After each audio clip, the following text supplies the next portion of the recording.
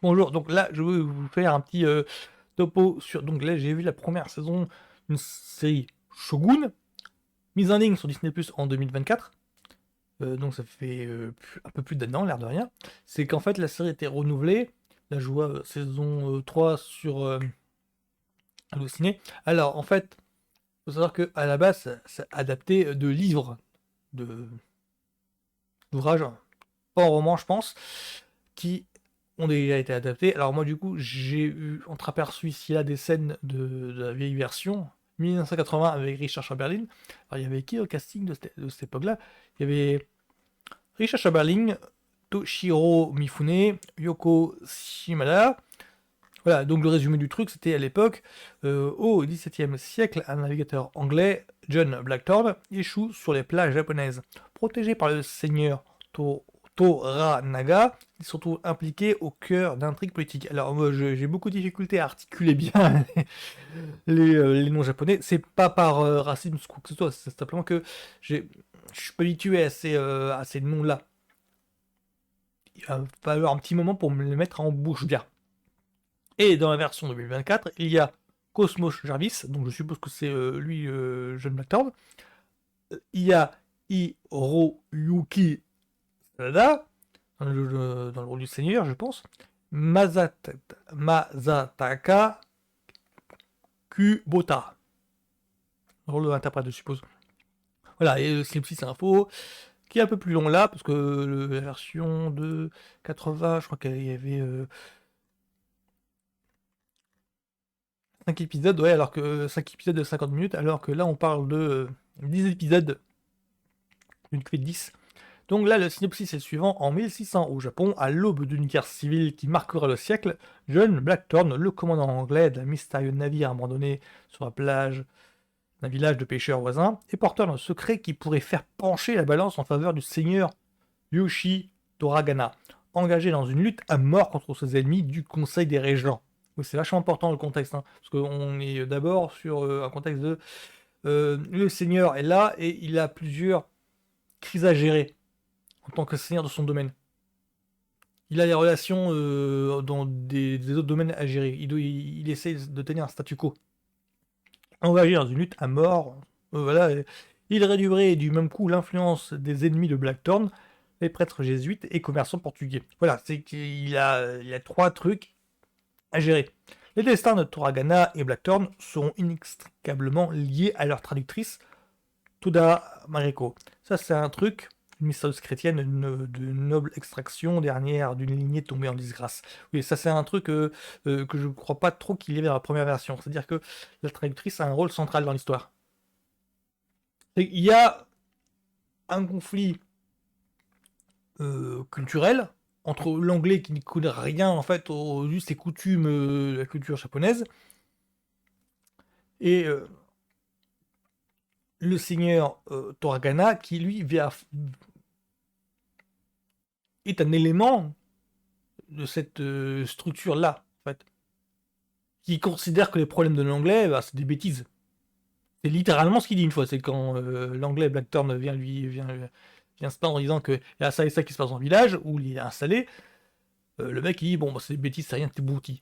Voilà, donc il y a ce genre de conflit-là. Et au centre, il a la traductrice qui essaye d'être le trait d'union entre les problèmes de l'anglais et le seigneur, qui essaye un petit peu de régler les conflits, de vraiment essayer de régler le curseur. Euh, Tout en servant son seigneur dans ce paysage poétique tendu. Moriko devra concilier sa relation avec Blackthorn, oui, c'est ce que je vous ai dit, son engagement envers la foi qui l'a sauvé et le devoir d'une fille envers son défunt père. Voilà, c'est grosso modo, c'est cette série-là. Et les intrigues sont rythmées par ça, c'est les différents conflits à gérer et chacun qui essaye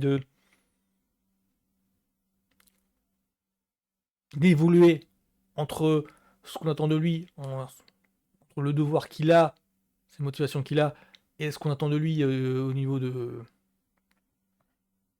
des structures organisation présentes.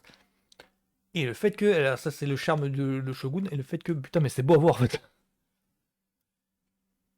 Ouais, parce qu'en 1980, il y avait, je crois pas que c'était aussi beau en fait, ou alors c'était des autres paysages, mais La photographie ici est vachement soignée. C'est avant tout ça qui m'a marqué. Et ça m'a et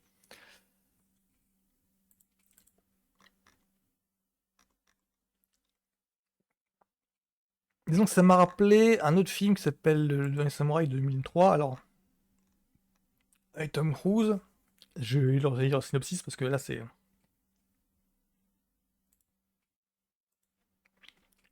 Ça vaut un peu de cacahuète quand même. Alors, synopsis. En 1876, le capitaine Nathan Algren, donc c'est Tom Cruise, vit avec les souvenirs des batailles sanglantes menées contre les Sioux.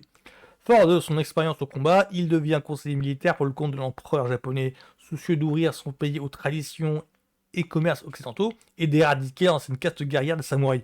Mais ceci influe sur le capitaine Algren, qui se retrouve bientôt pris entre deux feux, au cœur d'une confrontation entre deux époques et deux mondes avec, pour le guider, son sens de l'honneur. Ouais, c'est grosso c'est pas dit de la même manière. Il y a quelques trucs en fait qui séparent. Là, c'est que dans Shogun, le mec, c'était un soldat anglais qui se retrouvait par hasard, enfin qui se retrouvait involontairement, qui se retrouvait comme ça dans un territoire japonais. Là, j'ai l'impression que c'est une dimension moi, je n'avais pas repéré en fait au moment on regarde le film. Là, on a plutôt l'impression que le mec, il est promu à un poste stratégique. Mais la confrontation de culture est aussi présente. C'est-à-dire que là, le mec, dans le dernier Samouraï avec Tom Cruise, le mec a une position de stratège. Position qui est involontairement acquise par le navigateur anglais Jack Thorne. Alors, la principale différence aujourd'hui entre les deux, entre le dernier Samouraï et puis Shogun, c'est dans le dernier Samouraï, c'est beau, mais comme une carte postale. On n'y croit pas un seul moment aux illustrations. C'est bien, c'est beau, hein. Mais le problème, c'est que chaque image, en fait, sur les paysages, on a l'impression que ça sort tout droit d'une carte postale ou d'une illustration. Alors que dans Shogun, c'est beau, mais moi, quand je dis c'est beau, mais on a l'impression que c'est du vécu en fait. On a l'impression que l'équipe s'est vraiment déplacée en 1800 pour filmer pour filmer les décors. Alors que dans les samouraïs, c'est figé. Enfin, il y a un truc qui colle pas. Il y a un truc qui, on a l'impression que c'est vraiment l'image d'Épinal américaine comment est-ce que l'américain moyen voit le Japon en 1800 et quelques. Alors que dans Shogun, on a l'impression que les mecs sont vraiment déplacés là-bas, qu'ils ont vraiment. Enfin, y a pas une impression de factice. C'est la principale différence que je vois. C'est mon ressenti perso, hein. Alors, sous le Dernier Samurai, en fait, je le vois un petit peu. Alors, il est très bon, très bien écrit, très bien, voilà, très bien campé. Tom Cruise, il campe bien le personnage. Fait d'une petite barbe et tout, ouais, donc nickel. Shogun, par contre, euh, quand je dis que c'est bien interprété pour Shogun, c'est que c'est vraiment bien campé. On a l'impression que c'est.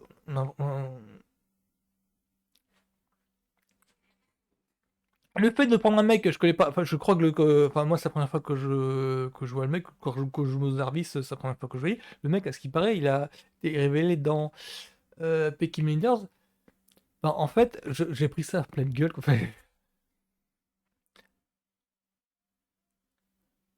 J'ai mieux apprécié la direction photographique de l'ensemble.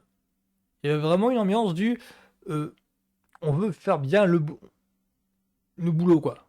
On veut faire une bonne série avant tout. On veut que les gens se rendent compte de l'ambiance qu'il y a spéciale. On veut que les gens se rendent compte de voilà, il y a des us et coutumes qui sont bien intégrés, et qui sont bien voilà, c'est bien ancré en fait dans le milieu dans lequel le navigateur anglais arrive. Et ce qui est couillu en fait pour une production Disney, c'est d'avoir fait ça sous l'angle du camp japonais, alors que dans Shogun et dans Samurai, quand je parle de Shogun, c'est 1980, c'est du point de vue anglais. On est tout le temps avec l'anglais. On est tout le temps avec Richard Chamberlain, on est tout le temps avec Tom Cruise, qui perçoit les événements, mais du point de vue anglais. Et alors de mémoire, en fait, les deux en fait n'hésitent pas à critiquer ouvertement ce que ne jugent pas naturel. Parce que pour eux, c'est étranger.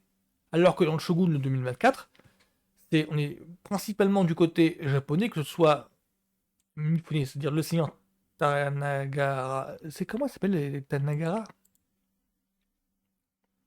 Toranaga, pardon. Toranaga. On est plus du côté du seigneur Toragana. C'est-à-dire qu'on est plus dans une intrigue de politique de l'époque. et la traductrice, c'est pareil, on a un duel moral conflictuel, que du côté anglais qui, lui, tout ce qu'il fait, c'est essayer de s'installer confortablement et de regarder un petit peu les choses se passer. Et ça, c'était un petit peu ma surprise, c'est que le dépaysement, en fait, qui était surprenant. Parce que moi, je pensais vraiment, ayant connaissance de ce qui se passe dans Shogun 80 et des Samouraïs, je pensais qu'on allait voir le mec qu'on allait voir le mec John Blackthorne, en fait, qu'on allait être plus concentré sur lui, et essayer de pilouter un petit peu à travers la traductrice, à travers le seigneur qui l'accueille. Et en fait, pas du tout, c'est plus une série politique, mais du point de vue japonais. Et ça m'a stupéfait. Donc la série a plutôt bien marché. Il y a une saison 2 et 3 qui ont été annoncées. C'est pour ça que c'est toujours en cours sur Allociné. Et moi, c'était ma grosse surprise. Alors, avertissement, c'est très lent. Ça prend son temps pour installer l'intrigue. J'avoue que j'ai replié 2-3 fois au milieu des épisodes. Mais c'est justifié. Parce que ça veut vraiment imposer l'ambiance spéciale qu'il y a, l'ambiance guindée qu'il y a.